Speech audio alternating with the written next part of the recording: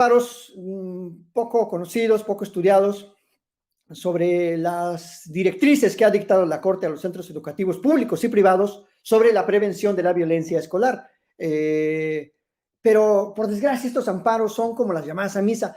No se ponen a trabajar la legislatura, ni los estados, ni las secretarías de educación, ni en el ámbito municipal, para hacer caso a lo que, pues, de manera muy sencilla, la Corte está diciendo en materia de prevención de la violencia en los centros educativos, sobre todo para proteger pues, a niñas, a niños que son objeto de acoso escolar y bueno, y de otras tantas violaciones, de una serie de violaciones graves que serán en el contexto escolar. El acoso es solo una de las como 8 categorías de violaciones que surgen en el contexto escolar, de violaciones graves a los derechos humanos, pero hace falta muchísimo entendimiento constitucional. Está el amparo del enfoque de género, el amparo de Mariana Lima, en donde también la Corte le corrige la plana a las fiscalías para que investiguen los hechos relativos a los homicidios dolosos de mujeres o feminicidios bajo un enfoque en donde noten cómo pues el activo pues tiene una relación de poder, de dominación sobre la mujer. Así que ha hecho un buen trabajo en ese aspecto la Corte, pero también, como digo, hay altibajos, no todo es miel sobre hojuelas. Por eso esta semana me sorprendió mucho, todo el mundo le aplaude a la Corte, que sí, pero no, wait a minute, dijera el gringo. Esto hay que tomarlo con mucha reserva. No podemos estar ahí como en un partido de fútbol aplaudiendo o abucheando lo que sucede en la arena judicial. Tenemos que ser más analíticos, más mesurados. La Corte también ha emitido pues unas restricciones a los derechos laborales de los policías, unas restricciones que a mí me parecen graves. Por ejemplo, ha permitido que solo se les pague si son despedidos un año de salarios caídos, cuando la Constitución sí prohíbe la reinstalación, pero no prohíbe que los salarios caídos se paguen más allá de un año. Y la Corte dijo, bueno, es que los juicios laborales duran mucho, entonces nada más se les debe pagar un año, si no el patrón se desfalca. Eso dijo en unas acciones de inconstitucionalidad. Y bueno, a mí me parece que eso es un retroceso. En materia de consulta libre e informada, también ambigüedades en la interpretación. Ha limitado el control de normas administrativas, el control de convencional difuso, es decir, no le permite a las autoridades administrativas inaplicar leyes que notoriamente sean contrarias a las convenciones o a la Constitución, y ha validado la ley minera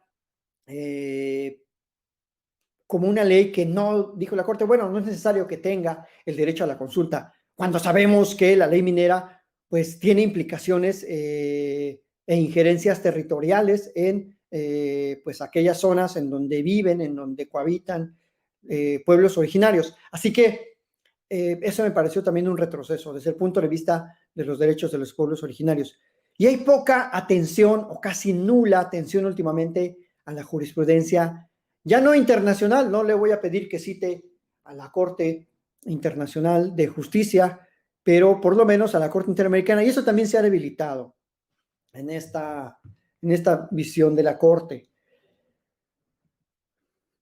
Y bueno, un comentario que pues no necesariamente tiene que ver con lo jurídico, pero sí con lo político y simbólico, es también en ese periodo peñanietista la cercanía de Medina Mora. Por eso a mí desde que lo propusieron me parecía que iba a generar muchos problemas en la Corte.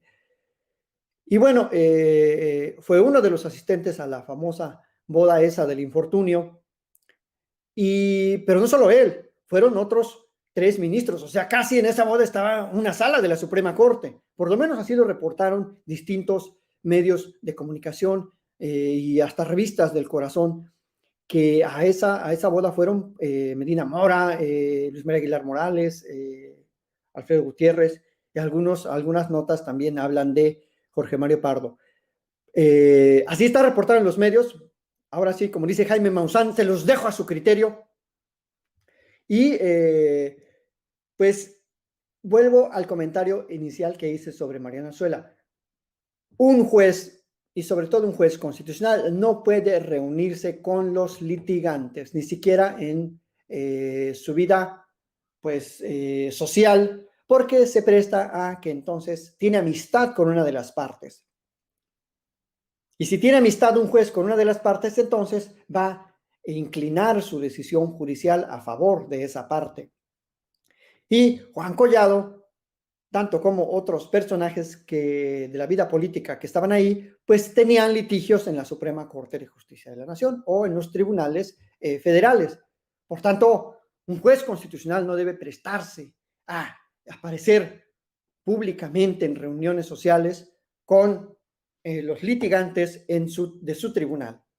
Por esa razón, más allá del evento social, no debe un juez constitucional ni otro de otra naturaleza reunirse con los litigantes que están llevando asuntos en su tribunal. Así que eso fue pues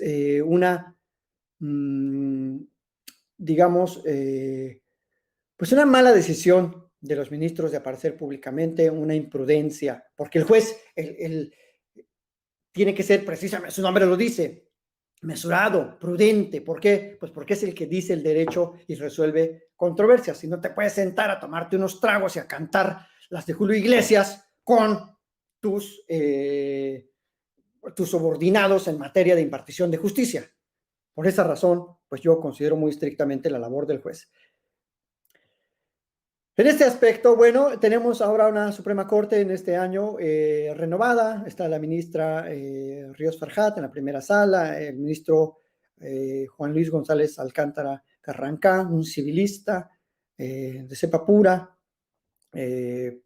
la doctora Yasmín Esquivel Moza, experta en materia administrativa, en materia fiscal, en materia agraria. El ministro Lainez, que era un funcionario de Peña Nieto, no tenía experiencia hasta antes del Tribunal Fiscal de la Federación. Y bueno, eso es lo que tenemos actualmente en la Corte. El ministro Alfredo Gutiérrez Ortiz Mena, también un funcionario del ámbito administrativo. La ministra Norma Lucía, una dama judicial, en toda la extensión de la palabra. También de carrera judicial el ministro Paldo, del segundo circuito, ambos, o sea, de los rumbos del Grupo Atlacomulco. El ministro Luis María Aguilar Morales, Fernando Franco y el ministro Alberto Gelasio Pérez Dayán, hijo del mítico referee de box Alberto Pérez Huerta, por cierto. Comentario nada más así de refil. ¿Quiénes nombraron a estos ministros actuales? Bueno, José Fernando Franco, Vicente Fox, en el 2006, Arturo Saldívar, Calderón Hinojosa, Luis María Aguilar Morales también Calderón, Jorge Mario Calderón, Pérez Dayán también Calderón, Alfredo Gutiérrez Calderón. O sea, tenemos ahí, les digo, un origen pues político de estos nombramientos, mayormente, porque acusan luego al presidente que ya se le doblegó a López Obrador la Corte, López Obrador está nombrando a todo mundo en la Corte. Pues no, resulta que la Corte es más por los nombramientos, obedece todavía a una génesis del PRI y del PAN. Así que López Obrador solamente ha nombrado a Alcántara Carrancá, a Esquivel Moza y a Ríos Farjat. Entonces, 3 contra pues todos los demás, pues no es que domine ni que se esté apropiando de la Corte. Esto también lo pongo en el contexto del entendimiento de lo que está pasando en la Corte. Sin ningún comentario adicional, pues la Corte tiene una génesis política. Por eso me atrevo a decir que está en una etapa de crecimiento más o menos pleno ya, en una etapa que va a entrar a la madurez después de una juventud un poco escabrosa. Y pues por eso se están dando estos cambios radicales, me atrevo a decir, porque pues pagarle paternidad a los varones de la Corte y a las mujeres por su maternidad, pues es una visión de verdad que contribuye a la equidad entre hombres y mujeres y deja de ver a la mujer con ese rol estereotipado de eres la cuidadora, tú tienes que hacerte cargo del bebé y bueno, incluye también a las obligaciones paternales. Entonces, esta visión me parece muy importante. Pero, no todo es miel sobre hojuelas. Como decía Kill Bill, no va a ser tan fácil la transformación en la Suprema Corte, que la Suprema Corte es el órgano, la punta del iceberg del Poder Judicial de la Federación. Es lo que se ve, es lo que se escucha, lo que se critica, pero para bien o para mal, tenemos un Poder Judicial muy grande, 251 tribunales colegiados en 32 circuitos que hay en México. O sea, el territorio mexicano está dividido en circuitos. No sé por qué le llaman así, le copiaron a la Constitución de Estados Unidos, realmente no hay otra razón. 98 tribunales unitarios, 419 juzgados de distrito, 41 centros de justicia penal federal, o sea, en materia de procesos penales, y 11 regiones auxiliares en las que hay aproximadamente como 60 órganos jurisdiccionales. Entonces, estamos hablando de alrededor de 1000 órganos jurisdiccionales, es decir, 1000 titulares, 1000 visiones, 1000 formas de aplicar la Constitución y el derecho. Bueno, aquí ya con esto más o menos iba a concluir la parte de la exposición. Pongan atención y les recomiendo muchísimo Los Supremos de la Corte. Don Genaro Góngora Pimentel escribió sus memorias hace un par de años, publicadas en Porrúa. Voto en contra del ministro Cosío Díaz, también publicado recientemente. Y bueno, ojalá que más ministras, que más ministros se animen a escribir. También, bueno, como referencia, Jesús Aranda, la Corte solo interpreta leyes. El anatocismo, 5 años después de la resaca de Luis Gómez Romero. Bueno, esto para darle aquí básicamente el tinte académico a la exposición, porque pues no sé si sepan que doy clases de Derecho Constitucional, llevo ya muchos años dando clases, y bueno, además investigo el Derecho Constitucional.